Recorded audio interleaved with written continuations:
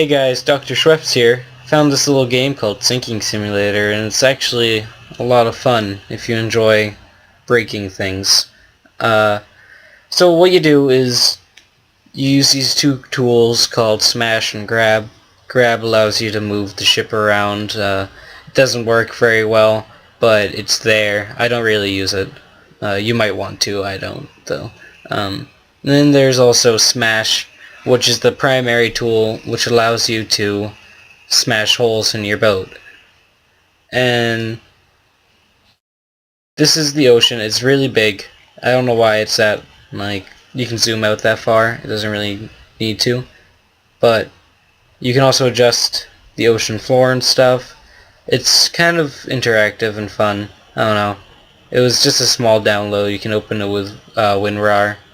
And there's a bunch of different options that allow you to change the buoyancy, the strength, the wave height, water pressure, ocean depth, and I can turn on stress, little red marks that show where the stress is, and I can make the water not see-through, and I don't like that. I kind of like seeing through the water and seeing the inside of the boat and stuff. Alright, so let's get to it. Gonna start smashing some boats. Get the smash tool and boop, make a little hole. So different parts of the ship have different properties, I guess. Different colors have different properties. So these really dark areas, those are things that water can't get through. So right now only this little section of the boat is gonna fill up, this little bottom white spot, and that isn't going to really sink the boat. But if I were to punch a hole up in this area, like the white area with all the bars, it would sink really fast. And if you take out the entire bottom, it would just plummet to the bottom. So right now that part is just filling up, and you can either wait for it or you can just start punching holes in other areas. So let's punch a hole in the back as well. That will start filling up. And the boat will tip and lean depending on how much water is in each area. So if you fill up 2 compartments on either end, it might crack in half, or if you just fill them up in the middle, it will probably just bend a little and then fill the rest up until it sinks. There's also tons of boats and stuff like Titanic. There's some oil tankers or something, some cruise ships. This, which I think is really cool because I like the compartment style.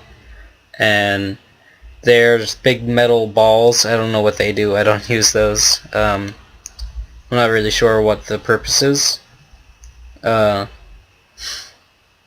So you just wait around until the boat sinks so you can watch how the boat actually fills up and sinks and the reasons why it sinks.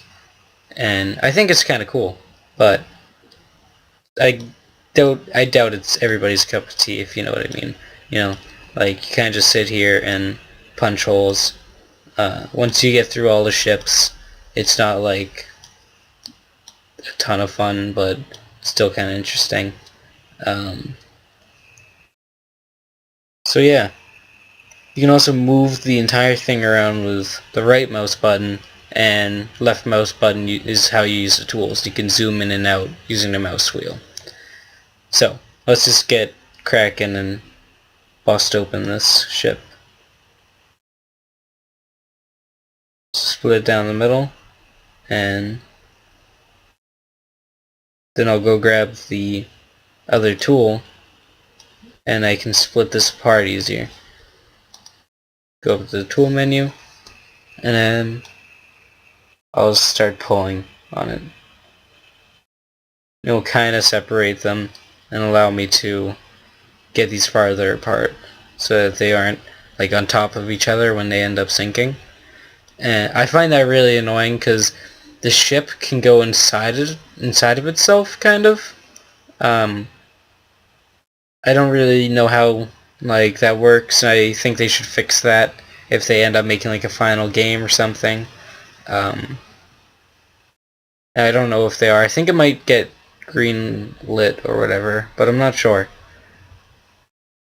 So right now, you can see this big red line on the mast, and that is the stress mark, and that shows you where things might snap and where things are gonna break apart. And also shows that not just on the black rope, but on this kind of area as well. So a fun thing to do is to bring down the strength of the ship, and it will just start falling apart. We'll bring up the buoyancy, and it will allow it to float higher up on the water. You can adjust the wave height, and you can see on the top of the water that it's all like bumpy and stuff. I just have it usually at calm water. And water pressure allows you to judge how quickly or slowly the water fills in each compartment. And I can make ocean depth a lot deeper. So you just saw it and it was almost at the bottom, but because I adjusted it, now it's just basically at the surface. And if I were to bring that back, whoa, okay. That hasn't happened before. I just kind of blasted that into the sky. So I guess if you bring it up too quickly and it hits the boat, it just disintegrates. That's actually really cool. I wonder if it like comes back down or not. Oh, it does. Okay. Alright. That's unfortunate. Okay, I guess I'll just load a different ship then. I'll grab submarine. Sounds like fun. Oop, there we go. Okay. Alright, let's bring the ocean level down a ton. And the buoyancy down to like 2. Okay, cool. So now it's gonna start sinking like a actual submarine. Alright, so you can see that this area is blocked off on both levels, and the top and bottom levels are completely separated. And this front compartment's also not connected to any of the open white compartments. So I would just bust a hole using the smash tool.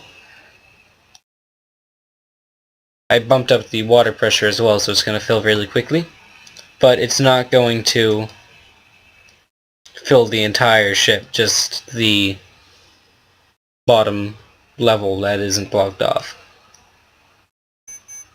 I'm not 100% sure which materials are which. I'm assuming that steel material is like gray or light gray, and wood is probably brown. Black, I know dark black is rope, and each material has different properties. I might have mentioned that before, but I can't remember. So if you were to make your own ship, which you can do in like Microsoft Paint or whatever, if you made it all out of black, it would just be rope and it would flop around. That's what happened with my first ship. It just was this big floppy mess of rope when it hit the water, and then it sunk and broke apart.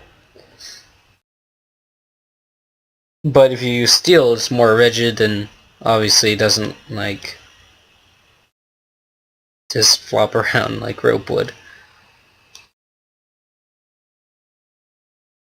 Alright, so I guess that's it. If you want any more videos of this or me messing around or making my own chips, I guess you can tell me, but I doubt any of you will. So thanks for watching. See you next time, guys. Bye.